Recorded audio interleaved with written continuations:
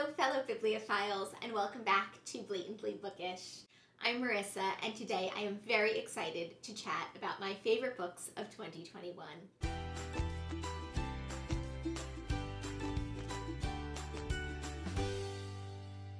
I had a really great reading year this year. I read 54 books, which is not much compared to some booktubers, but is pretty great for me. And I'm so excited to share my favorites with you guys. As I say every year, these are not books that were published this year, but they're simply books that I read in 2021. I'm sure that you guys would have figured that out anyway because there are some classics on here, but that's okay. There's also no rhyme or reason to the number of books that I put on this list. They're just the ones that I wanted to rave about again, or in some cases talk about for the first time. And then I usually don't rank these books, but this year I have two books that I simply cannot stop thinking about. They are tied for my top two favorite books of the year, and I'll save the best two for last today. So let's get into the books. First up is actually the first book that I finished in 2021, and it's also, I think, the longest book that I read in 2021, and that is The Small House at Allington by Anthony Trollope. I devoured this in the first few days of January 2021 and absolutely loved it. It is the fifth book in the Barsetshire Chronicle series and is my favorite in the series so far. But I think I've said that about each progressive book in the series. But this one really might be my favorite since there's only one more book left in the series to possibly supplant it. I absolutely love Trollope's writing. He writes the most phenomenal characters and has such refreshing and engaging plots, and he really does such a beautiful job of having characters whose stories overlap and can be compared with each other to illustrate his themes. So if you haven't given Trollope a try yet, I highly recommend him. Though this is probably not the best place to start since it is fifth in a series after all. Not that you have to read the Barsetshire Chronicles in order, but I do think that you get more out of the series if you do. The Small House at Allington follows two sisters, Belledale and Lilydale, who live in the Small House at Allington, which is adjacent to the Great House at Allington, which is where their uncle, the squire, lives. Through their living situation and proximity to their uncle, they're afforded some of the advantages of someone who is titled. But at the same time, it's only through their uncle's attentions that they have access to the privileges of the upper class. They themselves don't have the titles or the finances to back up that sort of lifestyle, and it's interesting to see how this precarious class position affects their prospects of marriage. And that's where the crux of the plot and intrigue of this book come into play. How involved will their uncle be in securing their marriages, and what class will they end up marrying into?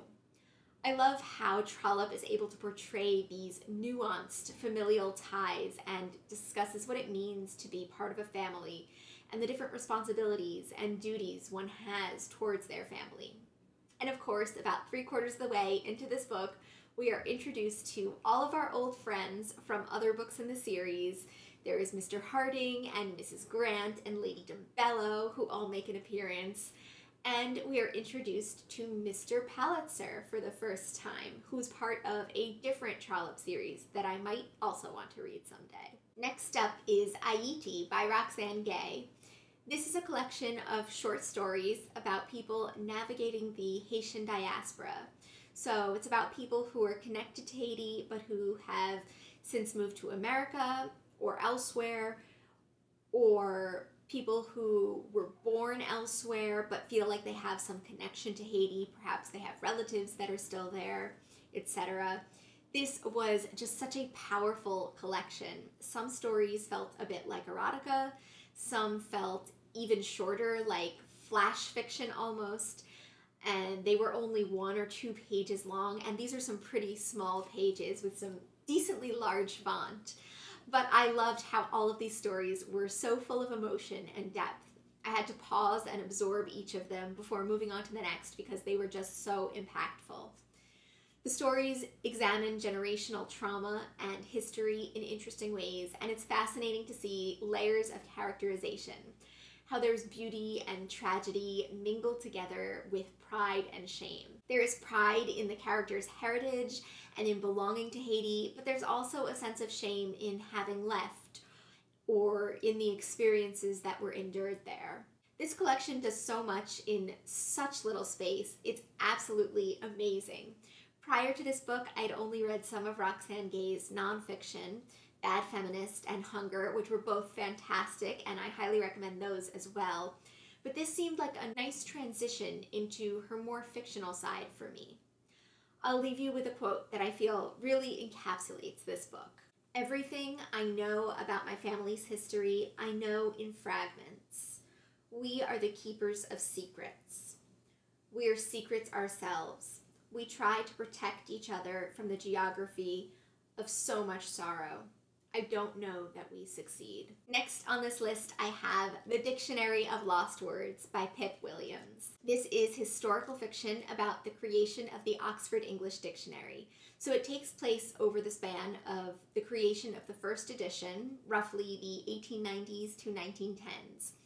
This book is so well researched and includes portrayals of many real players in the creation of the OED, such as Sir James Murray, and there's also just this really beautiful author's note explaining her inspiration and to what extent these characters mimic their real-life counterparts. But rather than center on one of the real main characters in the creation of the OED, The Dictionary of Lost Words focuses entirely on a fictional main character named Esme, whose father is involved in the creation of the OED. From a young age, she's surrounded by words, and she spends time with her father in the scriptorium, which is this shed where all of the lexicographers work sorting various words and their definitions and usages in preparation for the dictionary. We follow Esme as she grows up and is involved in the creation of the dictionary herself. She begins to realize that some words are left out of the dictionary, and she realizes the inherent bias of the words that are included. She notices that curse words and words which are usually used by women and the working class are often left out, and so she's compelled to start her own collection of words, the ones that don't make the cut according to the educated middle upper class men who compile the OED. A dictionary of lost words, if you will. We also follow Esme's relationships with her father, her servant Lizzie, and various love interests, all of which are compelling. We see themes of female friendship and motherhood beautifully explored, and we see how the suffragette movement and World War I affect Esme's life. There is so much substance in this book. It could have been 5 or 6 books, but even so, it worked as is. I felt like all of the topics and all of the different threads were given their due attention and importance, and I didn't feel that any section was underexplored or any theme or topic overshadowed by another. All of the topics are tied together so well by Esme's experiences, her love of words, and the power they contain. I love learning about Esme's fictional life and legacy and thinking about how it serves to represent all of the unnamed women who actually did contribute to the first edition of the Oxford English Dictionary. I'd like to leave you with a quote from this book. "Some words stretched so far back in time that our modern understanding of them was nothing more than an echo of the original, a distortion. I used to think it was the other way around, that the misshapen words of the past were clumsy drafts of what they would become, that the words formed on our tongues in our time were true and complete, but everything that comes after that first utterance is a corruption." Next up is Mr. Loverman by Bernardine Evaristo. I absolutely loved listening to this one on audiobook this year. So I don't have a copy. I'll put a picture up somewhere on the screen. There are some books that once I listen to them on audiobook, I realize that I don't think I'd like them as much or have the same experience with them if they were in print. And this is definitely one of those books. Mr. Loverman is about the character of Barrington Jedediah Walker, who's a 74-year-old British black man originally from Antigua. He's a husband, a father, a grandfather, and he's been in an unhappy marriage with his wife for over 50 years. He's also been in a relationship with his childhood friend and soulmate Maurice for even longer. This book is about his struggle to finally come to terms with his identity and find happiness in his 70s. The book deals with the secrecy of his relationship with Maurice and how that has affected those around him, and how Barry struggles to navigate his many identities as a gay man, a husband, a father, a grandfather, a 70-something-year-old, a British immigrant, and so forth. Barry is a brilliantly fleshed out character. He's such an endearing, carefree man. He's funny and charismatic, and you just can't help but fall in love with him, especially with the fantastic audiobook narration, the accent, the voice. It's just perfect for Barry. But he's also incredibly flawed as a character. He can be self-centered and misogynistic and homophobic, and it's hard to reconcile all these aspects of his personality, because even as the reader recognizes his flaws and possibly condemns him for some of the life choices and actions that he's made, we can't help but love him and root for him. And that's something that Evaristo does so wonderfully. All of the characters in this book are, to some extent, unapologetically flawed. There's Carmel, Barry's wife, who has to come to terms with what her marriage has been all of these years. And there's this great contrast between their two daughters. And then, of course, there's Barry's relationship with his grandson and his grandson's relationship with one of Barry's daughters. We witness all of these characters causing emotional damage to each other, and we realize their shortcomings. But we still fall in love with them as characters and understand where they're coming from, despite how they're treating others. This book explored these characters and their relationships brilliantly, and it felt light and fun overall, even though it discussed some serious topics. It had me mostly laughing, but also crying at times, and it was absolutely spectacular.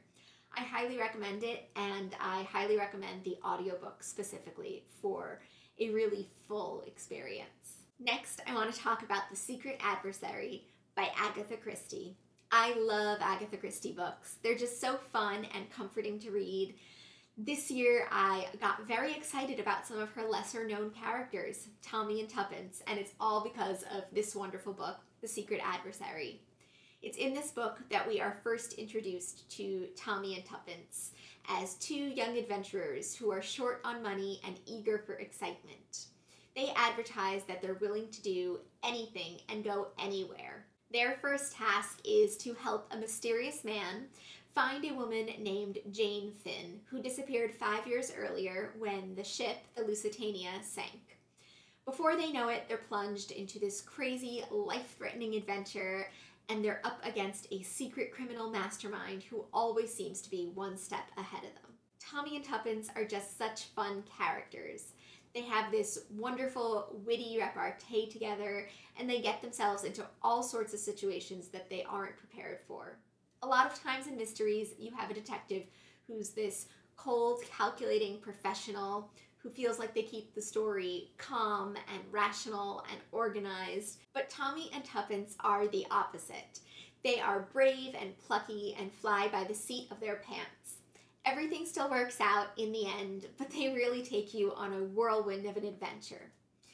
The Secret Adversary is definitely one of my favorite Agatha Christie books so far, and I can't wait to read more of Tommy and Tuppence soon. I'm up to the third book in the series, N or M, so I can't wait for that one. The next book on my list is Maurice by E.M. Forster. I love Forster as an author, and I'm on a mission to read all of his works. Maurice is the third book that I've read by Forster, and it may be my favorite or second favorite, depending on the day, so far. Maurice is an interesting book in that it was written in 1913 and 1914, but due to its subject matter, it wasn't published until 1971, after Forster's death. This book is about Maurice Hall, a young man who is trying to find his place in a highly class-structured British society. It's a coming-of-age story where our main character is rather conventional in every way except for his sexual orientation. The book is all about him reconciling this one aspect of his identity that, as Forster puts it, puzzles him, wakes him, torments him, and finally saves him. Maurice grapples with whether he should live a lie within society or take the risk to live outside societal convention, to sacrifice his family and throw off religion and his class identity for the ability to be true to himself. The best part about this book is the writing and the way in which Forster expresses the nuances of Maurice's mindset. He makes us so invested in this character, who's actually quite snobbish and hypocritical. And there are also a lot of really beautiful and succinct lines and sentiments in this book. Forster has a way of condensing these complicated and lengthy thoughts and emotions into pithy, bite-sized brilliance. What can seem like a very simple sentence or two from Forster makes my mind wander and unpack deeper thoughts and meanings and associations. I absolutely love this book, and I wish Forster could see how its themes and portrayals of LGBTQ+ identity compare and contrast to the subject matter in today's society. The next book I have to talk about is the Pages & Co. series by Anna James. Is it cheating for me to have an entire series on this list? Probably, but I don't really care. I read all 4 of the books in the series this year. I think I read the first 3 books, Book Wanderers, The Lost Fairy Tales, Tilly and the Map of Stories, in January of 2021. And then I read the 4th in the series, The Book Smugglers, which was recently released this past December. So this is technically a middle grade series, but I think that it's perfect for anyone of any age who thinks that reading is magical. This series has such a reverence for books and readers, for bookshops and libraries. Here, books are magical and quite literally can transport you to other places. If you've ever wondered what it's like to be able to chat with your favorite book character, this is the kind of book you'd enjoy. The series follows Matilda Pages, who lives in a bookshop called Pages & Co. with her grandparents. Matilda and her friend Oscar discover the magical ability to book wander, to actually go into stories and befriend characters or engage with the characters and the plot in person. The 2 of them go on all sorts of bookish adventures through the series and meet characters from Anne of Green Gables, Alice in Wonderland, A Little Princess, many classic fairy tales, Shakespeare, especially Midsummer Night's Dream, and the latest book, the 4th in the series, deals with The Wizard of Oz and the Railway Children. Through these bookish adventures, we examine the importance of reading and imagination, why people read, the mutability of the oral tradition, the concept of an author's legacy, and so much more. This series is just such a magical, heartwarming adventure, perfect for all book lovers, which I suppose you are if you're watching my channel. My only issue with the series so far is that the 4th book left me on a massive cliffhanger. Had I known about that ahead of time, I probably would have waited until the 5th book came out so I could read books 4 and 5 together. But now Anna James has left me hanging until I don't know when, and it looks like she'll be switching the focus away from Tilly and Oscar onto some characters of her own creation who we've met along the way. I can't wait to see where this series goes. It's just so comforting and perfectly bookish in every way. Next up is The Moonstone by Wilkie Collins. This is a phenomenal piece of Victorian literature, and in many circles it's considered the first and best English detective novel. It's a delightful, page-turning adventure, and it's so genuinely funny and fun to read. The book is all about a diamond called the Moonstone that is stolen from a Hindu shrine and years later is bequeathed to the plunderer's niece, Rachel Verinder, on her 18th birthday. The night of Rachel's party, the Moonstone goes missing, and everyone who made an appearance at the party or is part of the Verinder household is suspect. And everything goes on from there in this whirlwind, fast-paced whodunit. The mystery is a lot of fun with some fantastic twists and turns, but it's really the narrative structure and the wonderful characters that make this book so special. It's narrated from a few different perspectives, my favorite of which is Mr. Bettridge, a longtime servant in the Verinder household who narrates a good chunk of the book. He's so loyal and opinionated, and he's also obsessed with Robinson Crusoe and treats the book like a prophetic text. It's absolutely hilarious. The detective figure, Sergeant Cuff, is also brilliant and one of the first detective figures in English literature. He's amazing, and of course he is always right in the end. But it's fun how it's not just the detective figure who plays the role of detective in this book. We hear many other narratives and suspicions, and plenty of characters end up catching detective fever, as Mr. Bettridge puts it. The way the book is structured invites us as readers to be detective as well, and we feel like we are on an adventure with all of these characters. The book explores some interesting themes, including race and imperialism and physical difference in the Victorian period. There are many characters whose physical differences mark them to the public, and who are villainized by the narrators in some way, shape, or form. But does their physical difference or shady pasts make them bad, villainous people? Are they guilty of the crime in question? That's for the book to answer, of course. It also looks at theft in fascinating ways and leads the reader to question the very nature of the crime at the heart of this novel. The sequence of events all begins because the British claimed possession of this sacred stone from the Hindus. So is it truly a crime if it was merely taken back? What culpability or responsibility does Rachel have for the initial theft of the diamond that she wasn't even a part of? The story devolves from this initial curse of imperialism, and there's an aspect of the novel that certainly critiques imperialism intruding on and stealing from different cultures.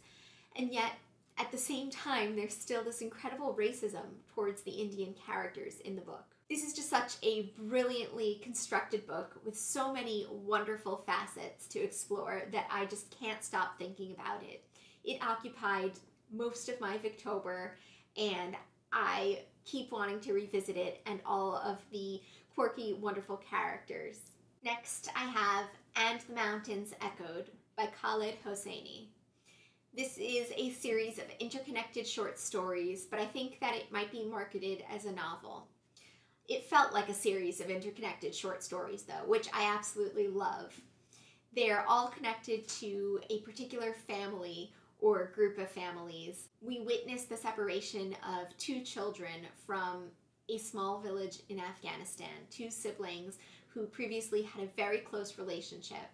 And we see how the family is affected and how they affect those around them from the 1940s to about the 2010s. We follow characters from Afghanistan to Paris, Greece, and America, and it's really interesting because as we follow these characters, we slowly piece together things from earlier stories that change our mind or impact how we feel about previous characters. These stories are just so moving and emotional. They're these rich and powerful tales of family love, of war and history and memory and disability and illness and struggle. They deal with these deep, complex relationships, and I just loved listening to it. I actually listened to it on audiobook, and I found that that was a really wonderful experience. You got to hear different voices, different accents, and I think I really truly got more out of it on audiobook than I would have in print. I loved hearing these individual stories and seeing how they were all impeccably woven together to create this larger narrative of a family torn by war and hardship. It was absolutely beautiful, and I think I would like to reread it in print. Even though I loved my experience on audiobook, I want to sit there with some post-its and highlight all of the really beautiful passages. But I do have one passage to leave you with. What will I do with myself when Baba is gone? All my life I have lived like an aquarium fish in the safety of a glass tank, behind a barrier as impenetrable as it has been transparent. I have been free to observe the glimmering world on the other side, to picture myself in it if I like. But I have always been contained, hemmed in by the hard, unyielding confines of the existence that Baba has constructed for me. At first knowingly when I was young, and now guilelessly, now that he is fading day by day. I think I have grown accustomed to the glass, and am terrified that when it breaks, when I'm alone, I will spill out into the wide open, unknown, and flop around, helpless, lost, gasping for breath. The truth I rarely admit to is, I have always needed the weight of Baba on my back. We are down to the last two books in this video, my two favorite books of 2021. The first one I want to talk about is The Kingdoms by Natasha Pulley. I am obsessed with this book. I think it is just absolutely spectacular. It is so incredible and so good and so all-consuming, and I keep thinking about it still to this day. I love Natasha Pulley's writing, and I think that this is her best work to date. You can tell the care that Natasha Pulley has put into her historical research. I heard a rumor that she actually lived on a boat in order to get the material to write this book. I love watching how she enjoys playing with time and memory and how much fun she has writing about history. This book takes so many themes that Natasha Pulley explored in her other works, and it explores them even more deeply and richly. It looks at identity, memory, and time in brilliant ways, and it has one of the most interesting love stories that I have ever read. The Kingdoms takes place in 1898 in an alternate world where England lost the famed Battle of Trafalgar. They lost the Napoleonic Wars, and England is functioning as a French colony. We follow our main character, Joe, who walks off a train in London with a severe case of amnesia. He knows bits and pieces of things. He knows his name. He knows his way around London. But it's a really strange and severe case of amnesia.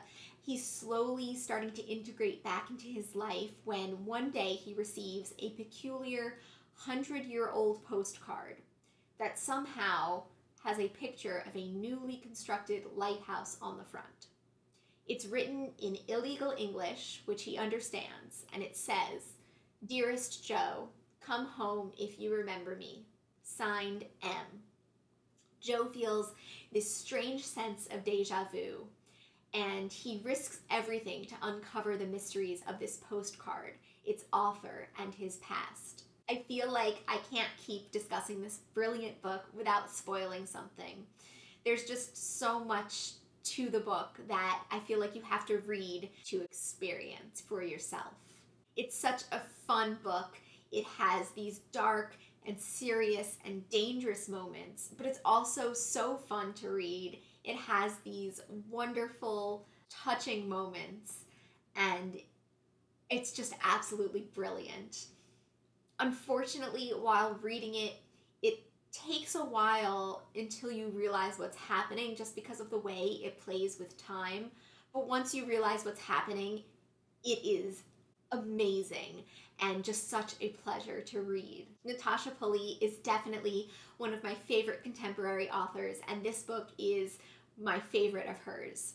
It's also one of only 2 books that I've ever read and finished and immediately had an urge to reread. I was so tempted to reread this one, but instead I found myself flipping through the pages for hours in this frenzied emotional state. The book gave me a massive book hangover, and it was hard to move forwards from. It's a book I still think about and still make reference to months later, and it's one that I hope everyone reads and enjoys. But also, I wonder if I would have enjoyed it as much if I wasn't familiar with Natasha Pulley's other works. It's not part of her other books, which are part of a series. It's not a series, but there's just so much I understand about Natasha Pulley's themes, and I feel like I'm able to appreciate this book more because I'm familiar with those other books. Still, this book was absolutely mind-blowingly brilliant, and I highly recommend it. And last but not least, we have The Binding by Bridget Collins. This might be my new favorite contemporary book of all time, possibly. I don't know, that might be hyperbole. I really enjoyed The Kingdoms. This book is absolutely stupendous though. I raved about it to everyone in my personal life. I've gifted it to so many people for the holidays. I was absolutely sucked in by its premise, and then I fell in love with the world and the characters as well. The premise of this book is, what if books weren't books as we know them today? What if the stories inside books weren't made up, but were memories extracted from people's minds? What if when life became too unbearable, when you have some horrible emotion or traumatic experience, instead of processing those emotions and working through them or suffering through them, as it were, you could go to a bookbinder and have them extracted from your mind and bound into a book permanently, and you could forget that they ever happened. Other than that premise, this world is very much reminiscent of the 1800s. It doesn't overtly take place in the Victorian era, but the book comes across as Victorian-esque, and there's quite a few words that are used and the technology that's described that really makes it seem very much a part of the 1800s. We follow the character of Emmett Farmer, who's apprenticed to a bookbinder, and it's the story of him learning all about bookbinding. But there are also a lot of other twists and turns that you wouldn't necessarily see coming. Bookbinding in this world is seen a bit like witchcraft, as something to be avoided or feared. Binders have this incredible power that can be used to ease one's suffering, or could be wielded as a weapon or a threat to take people's precious memories away from them and bind them permanently into a book. It's so interesting to see what happens in this world when someone loses a memory, when they lose a part of themselves, and just seeing how they cope with that and interact with others after they've lost that memory. There are all these people in this world with bits of themselves and bits of their lives missing. And it's just crazy to see them function without the lived experiences and memories that shape who they are. This book has a gorgeous plot structure. Halfway through, there's a major point of view switch, which I thought was just a sheer stroke of genius.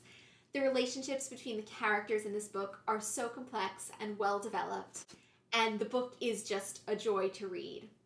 And even though it has these magic or fantasy elements to it, the book really reads just like historical fiction. Talking about this book makes me want to revisit it and also thrust it into everyone's hands. I absolutely loved this one. I posted it to death, and it's just such a brilliant, brilliant book. Hopefully the premise captures your attention. There's so much more to this book that I wish I could talk about, but that would just spoil all of your fun. So those were my favorite books of 2021. Have you read any of these books? If so, did you enjoy them as much as I did? What did you think about them? What were your favorite reads of 2021? Perhaps if you mention them in the comments, I will make them my favorite reads of 2022. We'll see. I'd love to hear all of your thoughts in the comments down below. And until next time, I look forward to seeing you all in another video very soon. Bye!